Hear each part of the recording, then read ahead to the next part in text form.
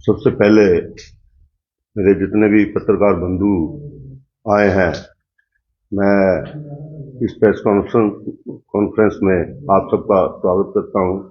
और इसके साथ साथ आज मैं जो हमारी प्रदेश की सरकार सुखविंदर सिंह सुक्खू की सरकार है, और जो 10 गारंटियां हमने दी थी, उन 10 गारंटियों में से 5वीं गारंटी जो है, सुखविंदर सिंह सुक्खू जी की सरकार ने महिलाओं को 1500 रुपए देने का जो वो है वो पूरा कर दिया है। सबसे पहले इसका चरण जो है लाहौल स्पीति से स्टार्ट हुआ।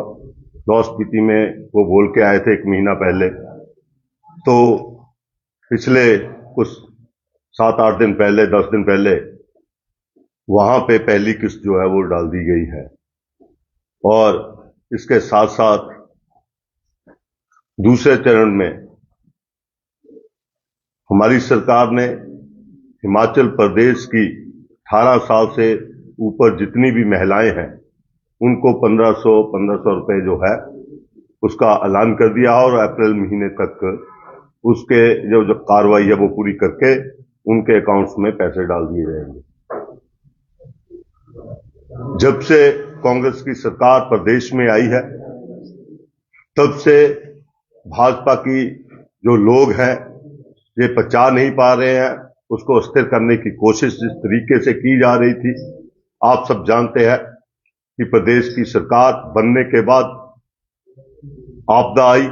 आपदा में जिस तरीके से सुखविंदर सिंह सुक्खू जी ने आपदा में हर एक क्षेत्र में जाकर हर एक लोगों से मिले वो, और आपदा में इस केंद्र की सरकार ने एक पैसे की मदद नहीं की। उल्टा अब जब इलेक्शन नजदीक एमपी के आए तो ये बड़ी बड़ी घोषणाएं करने के लिए यहां पे आ गए। मैं प्रदेश की जनता के आगे आपके माध्यम से ये बात रखना चाह रहा हूं कि सुखविंदर सिंह सुक्खू जी की सरकार जो है वो गरीबों की सरकार है, जिसका कोई नहीं है उसकी सरकार है।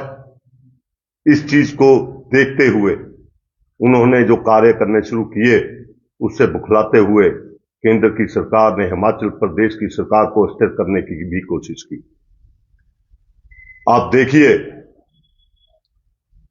गांव को मजबूत करने के लिए 6 रुपए की बढ़ोतरी जो है वो हमारी सरकार ने दूध में की, और इसके साथ साथ एम्प्लॉइज को मजबूत करने के लिए सबसे पहले जो उनका डिसीजन था वो एनपीएस में जो लोग थे उनको ओल्ड पेंशन स्कीम के तहत लिया गया।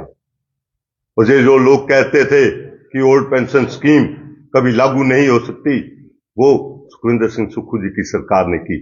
और इसके साथ साथ उल्टा केंद्र की सरकार ने और राजस्थान की सरकार ने जिस तरीके से ओल्ड पेंशन स्कीम लागू की थी उसको भी खत्म करके किस तरीके से ये जो केंद्र की सरकार है काम करवा रही है।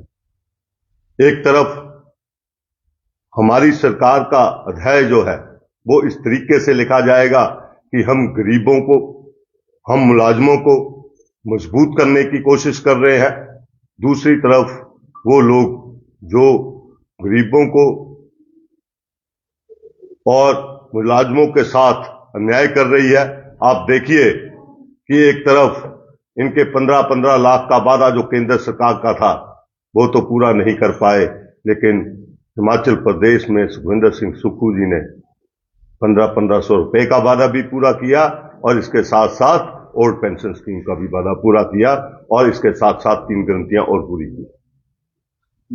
और मैं 2-3 बिंदुओं पर आपसे बात करना चाहूंगा कि हमारी सरकार जो है वो गरीबों के लिए है, गरीबों के लिए काम करेगी और काम कर रही है।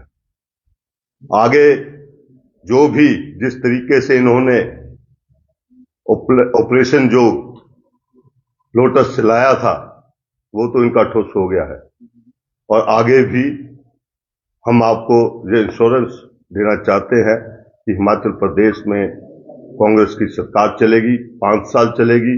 और जिस तरीके से इन्होंने जो राजनीति में 6 लोगों को खरीदो फरोख्त हुई, उसके तहत हमारी सरकार में अध्यक्ष जी ने, जो विधानसभा के अध्यक्ष हैं, उन्होंने इनको निष्कासित किया, अनसीट किया।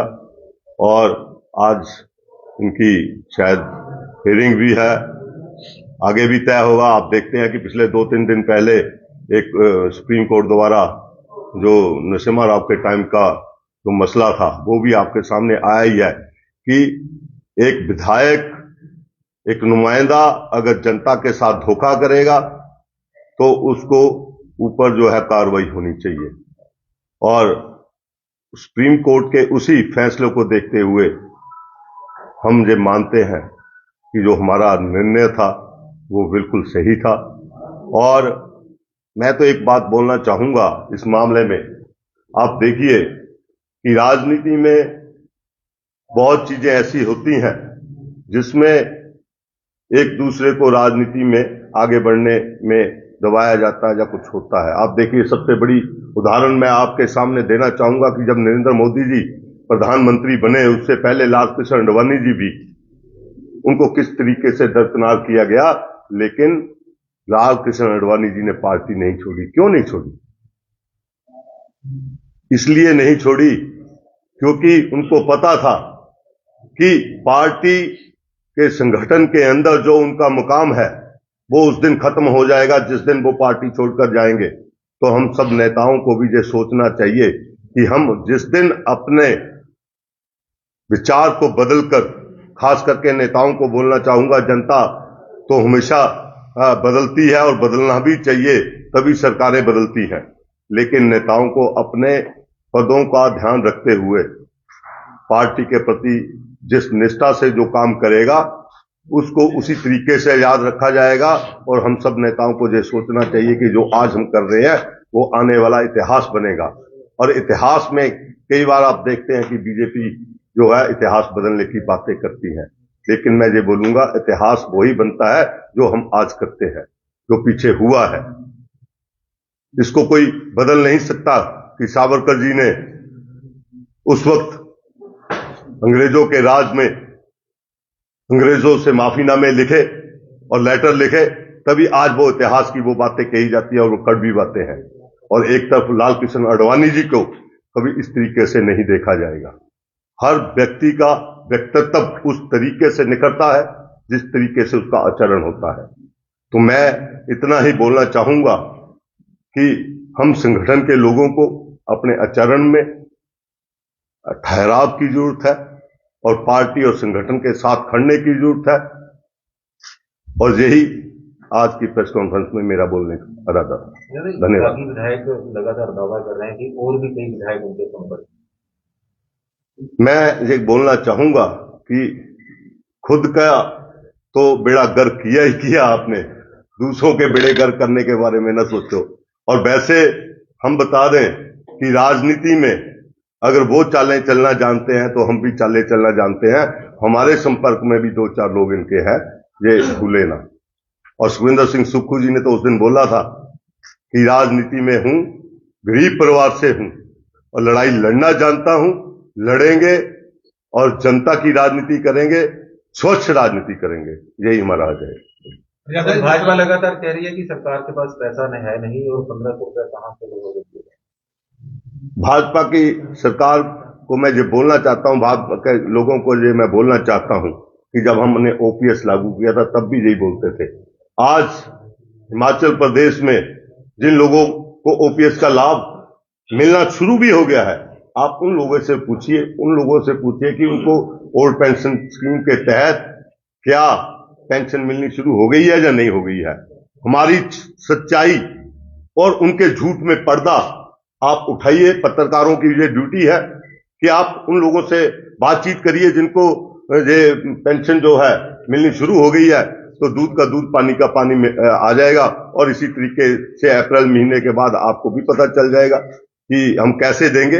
ये हमारी ड्यूटी है, सरकार हमारी है, हमने तय करना है कि हमने किस तरीके से कार्य करना है। भाजपा को हमें सिखाने की ड्यूटी है।